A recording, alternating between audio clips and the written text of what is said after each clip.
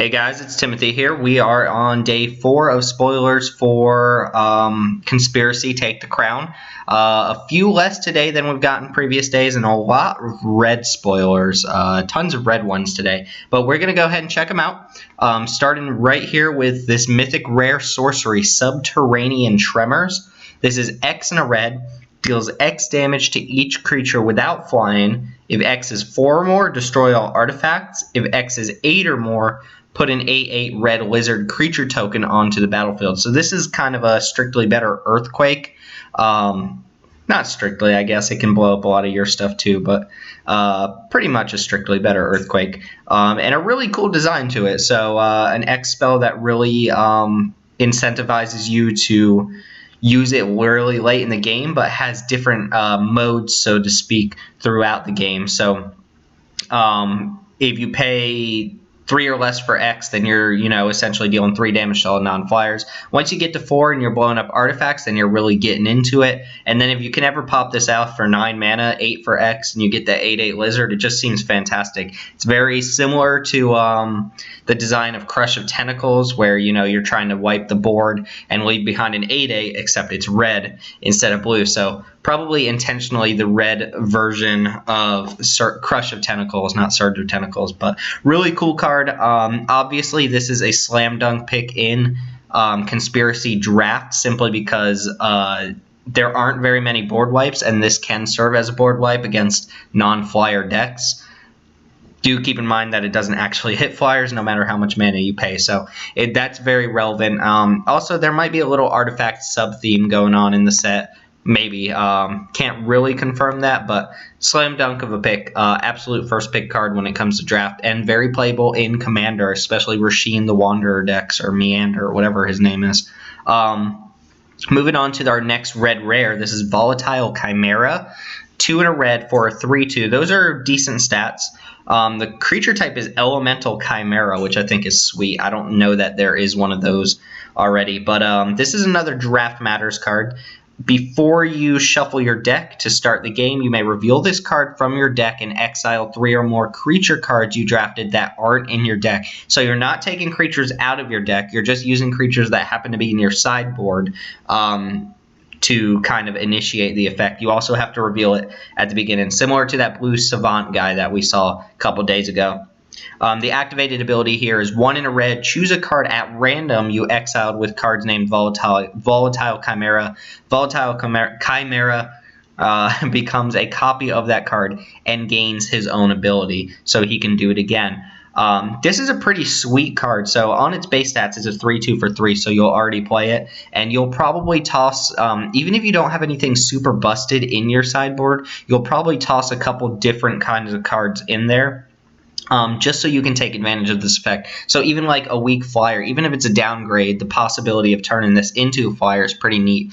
I like that it adds a little bit of randomness, but the activation cost is cheap enough that if you don't hit the creature you want to, you can kind of play roulette again and see if you get the creature you want.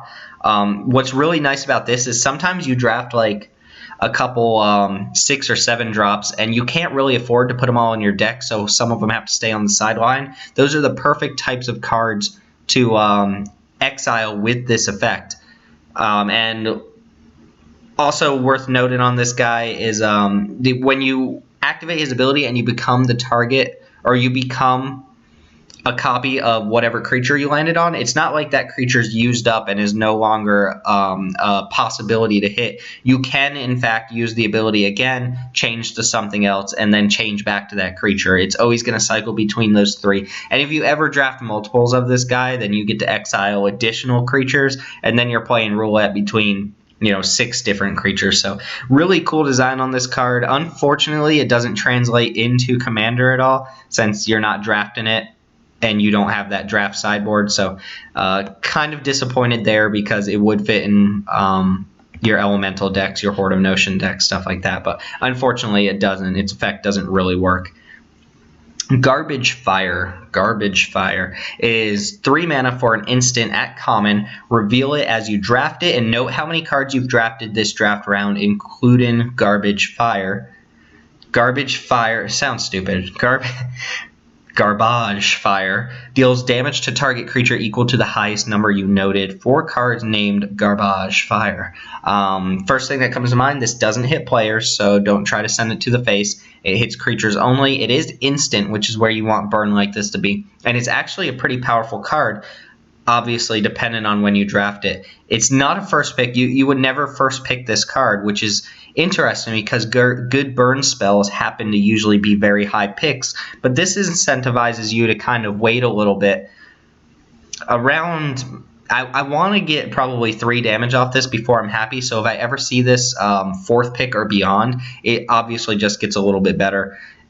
Also a nice thing is you can pick one of these up really, really early and maybe only get it for like 2 or 3, but if you pick up another one that has a higher number, all of your Garbage Fires will deal damage equal to the highest number that you note. So if you draft one of these with a very low number and you draft another with a higher number, it's essentially like you're replacing that lower number. So pretty sweet little burn spell. Unfortunately does not hit players, and burn spells seem to be a little bit worse, or 1-for-1 removal is a little bit worse when you're playing against 3 opponents. So it may be a little misleading to say that it's like a super powerful card, but it's definitely a strong card, and I'm sure you'll play it in your red decks. I don't see a reason why not to play it. Moving on to Moneytown, Berserk is being reprinted in Conspiracy at Mythic Rare. It definitely, I don't know if Berserk actually feels like a Mythic or not, but its potential to do like so much damage is crazy. For those of you who don't know what Berserk is, it's 1 green for an instant that says you can only cast it before the combat damage step. So anytime after blockers are declared or attackers are declared, even before combat phase, you can play it at the beginning of the turn. You just can't do it after damage or anything like that. Target creature gains trample and gets +X/+O until end of turn, where X is its power. Beginning of the next end step, destroy that creature if it attacked this turn. So very versatile spell. Obviously, it's meant to be used on your creature. Essentially kind of like a Temur Battle Rage ability where you're getting to hit twice as hard and you get trample. You can win a game just by playing this, and it's 1 mana, which is why it's absurd, which is why it has the mythic rarity here. Another neat thing you can do with it is if your opponent attacks with a creature, you do have the option to cast it on their creature, and then you actually destroy that creature on your opponent's end step, which is pretty sweet. So it can be a 1 mana removal spell. It's intended as a pump spell, and the drawback is meant to kind of punish you for getting in so much damage off of a card, but being able to use this as a 1 mana removal spell on an opponent's creature is equally pretty crazy. So I think Mythic Rare is actually pretty deserving for this card. Banned in formats due to its ability to lead to really quick infect wins. Also, it hasn't been reprinted outside of the initial alpha beta. I believe Unlimited. I don't think it was in revised. Correct me if I'm wrong. And I know that it had a From the Vault release in that ugly foiling that people don't like. I don't know what From the Vault it was. It wasn't 20. I have no idea actually, but the price is really, really high on this card. The From the Vault ones I think go for like 70 or 80 bucks a pop for Berserk. And that's only 1 card from that vault, and obviously the older editions go for more and more. The art on it is the good art. The alpha art is like, okay, whatever, but this is definitely a chase rare. It's a very valuable money card, and while the price will drop because of its printing in Conspiracy, it's pretty awesome card, and you'll draft it every time, if not for the money, just because it's actually a really good card. Lo and behold, a green mythic that's actually pretty good. Crazy, right? I don't know what the initial rarity on that card was from alpha, beta, so on.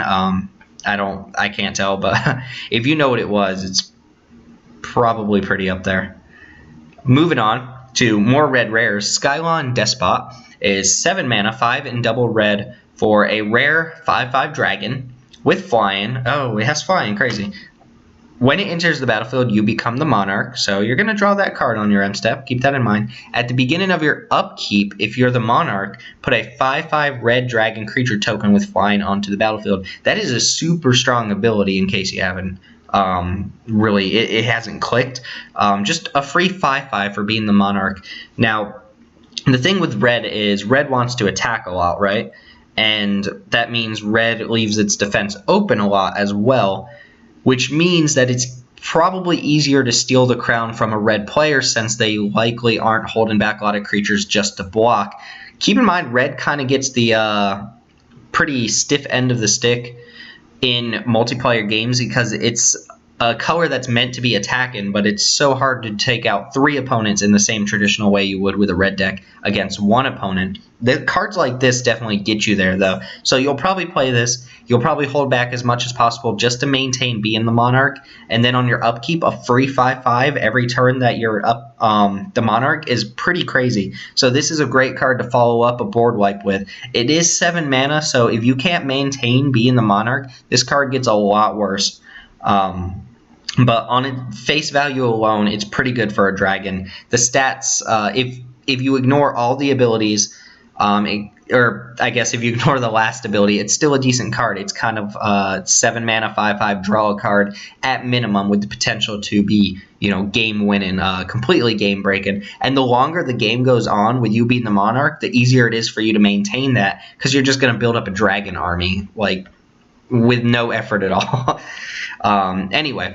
Moving on to a legendary creature here. Grenzo Havoc Razor is double red for a 2/2 Goblin Rogue. Whenever a creature you control deals combat damage to a player, choose one. Either goad target creature that player controls, or exile the top card of that player's library. Until end of turn, you may cast that card, and you may spend mana as though it were mana of any color to cast it. So this is obviously a huge card, right? I don't know how prevalent this would be in a Legacy Goblins deck, or I don't think Goblins is played in Vintage, but it is played in Legacy. It's a very, very fast deck. I don't know if this fits into it, but it definitely feels like it could. As far as limited goes, this is an extremely powerful card to come down on turn 2. The fact that you get that goad in means that you're allowed to get a blocker out of the way before your next turn, hopefully getting Grenzo in there again to just keep triggering over and over and over again. Remember that goad means the creature you goad has to attack someone else if it's able to, meaning, it's not going to be able to sit back as a blocker unless they do something fancy with it. And then that second ability is just huge card advantage, very similar to Daxos, but less limited. You can't play lands with this ability. It is worth noting that it says you have to cast that card, and you can't cast a land, same as Daxos and Melties. So if you hit a land off the opponent's library, you cannot play that card. But anything else, you can play it with mana of any color. That's pretty crazy, and this has the potential to just, get tons and tons of card advantage. Effects like that are pretty good where you can use your opponent's cards because if you have good cards in hand, you get to just keep them in hand while still adding to the board off of your opponent's stuff. So this is a fantastic card. I could see this being a commander. I've seen a couple red decks with Zergo Bellstriker, but honestly, I think that card sucks, and mono red is very questionable when it comes to commander choices. But Grenzo has the potential to be a really good target for that, and in multiplayer, I love the fact that anytime this hits, it gets to goad something, meaning you get to just send another creature at another opponent. So you're getting damage in, and you're making another opponent take damage too. Pretty brutal in the long run. A couple more here. Illusionary Informant is 1 in a blue for a 1/3 bird illusion at common. When you draft it face up. During the draft, you may turn it face down. If you do, look at the next card drafted by a player of your choice. So, a little wonky. For this to really work efficiently without people raising a fuss about it, everybody should be doing that thing where you pass the pack and everybody drafts their card at the same time. That doesn't really happen in the real world very often, so you would probably just have to play with people you're comfortable with and be like, hey, I want to look at the next card you draft. This card is not actually impressive. The only time I would really want to use this is if we're opening up a new booster and I just want to see whatever rare you got or something like that if you really don't want to show us. And then it's public information. You're allowed to reveal it if you want. But anyway, the fact that I don't like this because when you actually end up drafting it, it's just a 1/3 flyer for 2, which might be good in this format. Those cards, they've surprised me before. Sometimes they're terrible. Sometimes they're really good. Recent example, McKindy Aeronaut from Oath of the Gatewatch or whatever set it was in. Just a little 1/3, but happened to be an ally and was just really, really sweet in certain like black-white ally decks. Last one that's technically an August 18th spoiler is Spire Phantasm. Very nice art on this in the last card, by the way. Spire Phantasm is 2 and double blue for a Gargoyle Illusion at uncommon. It's a 3/2 flyer, which I just want to stop there and say a 4-mana 3/2 flyer is very strong. That's a very good card on its own. When you draft it, you reveal it. The next time a player drafts a card from this booster pack, guess that card's name, then that player reveals the drafted card. By this booster pack, I'm assuming it means the one you drafted Spire Phantasm out. So keep in mind, you're going to know the cards in that pack, so you're going to pass them to your left or right. And then you can just wildly guess whichever one they're going to pick. And if you do, then it says when Spire Phantasm enters the battlefield, if you guess correctly for a card named Spire Phantasm, draw a card. You only have to guess right on one of these, and then all of your Phantasms draw you a card, which is awesome. If you get multiples, it is an uncommon. So on its base, it's a very strong card, and it has that kind of like extra quirky ability to make it a little bit better. A 3/2 flyer for 4 that draws you a card is pretty insane. So hopefully you guessed right. Helps to be able to read signals. I guess it'd be really interesting if your opponent drafted a card face up. But anyway, 2 more to go. 2 reprints here. First one is Dragon Lair Spider. I don't exactly... Oh, actually, I think this has been printed twice before. Sorry, my internet's being a little weird right now. But Dragon Lair Spider is 2 double red, double green for a 5/6 reach. It's rare. Whenever an opponent casts a spell, put a 1/1 green insect creature token onto the battlefield. So this was in Plane Chase, I believe, and Commander's Arsenal. So there have been a couple Commander's Arsenal reprints in this set, but never really in a block set for Standard or anything like that. But a hell of a Commander card. Whenever any opponent casts any spell, get a 1/1. Not creature spell, not non-creature spell. Any spell, you get a 1/1. Obviously, the mana cost is really restrictive here, so if you're playing this or you draft it, you're pretty much guaranteed to be red-green in order to play it effectively, but the stats are huge for a 6-mana guy. It has reach, so it takes down those flyers, and you just get to build a huge army. Remember, you're playing against 3 other players, so you assume that on average they're going to cast at least 1 spell on each of their turns, if not on other players' turns. You're going to build up an army really fast. I promise you, when you play this, it will probably die quickly, but keep in mind you're going to get a little bit of value because whatever they played to kill it will very likely give you a 1/1 as well. Very, very strong card, very nice reprint. I can't imagine it's actually worth money right now. I don't actually know that it even gets played anywhere, but don't take it for the money. Take it because it's fantastic bomb. And then last card that was spoiled almost immediately after I finished my video yesterday, Dusk Mantle Seer. 2 blue and a black for a Vampire Wizard at rare. It's a 4/4 flyer. Beginning of your upkeep, each player reveals the top card of his or her library, loses life equal to that card's converted mana cost, then puts it into his or her hand. This is a reprint from Gatecrash, I believe, and a very nice one at that. It's just a very efficient flyer, very strong. Obviously, you don't play it in your deck if you have very high mana costs, but it punishes everybody and lets everybody draw extra cards, so it's just fantastic. Anyway, that's it for today. I'm going to go ahead and wrap it up. There weren't as many as before, but hopefully we'll get a lot more, and I would expect my next video to be out on Saturday since I'll be out at F&M on Friday, and we'll record a video right away. Anyway, thank you guys for watching. My name is Timothy, and I will see you all next time.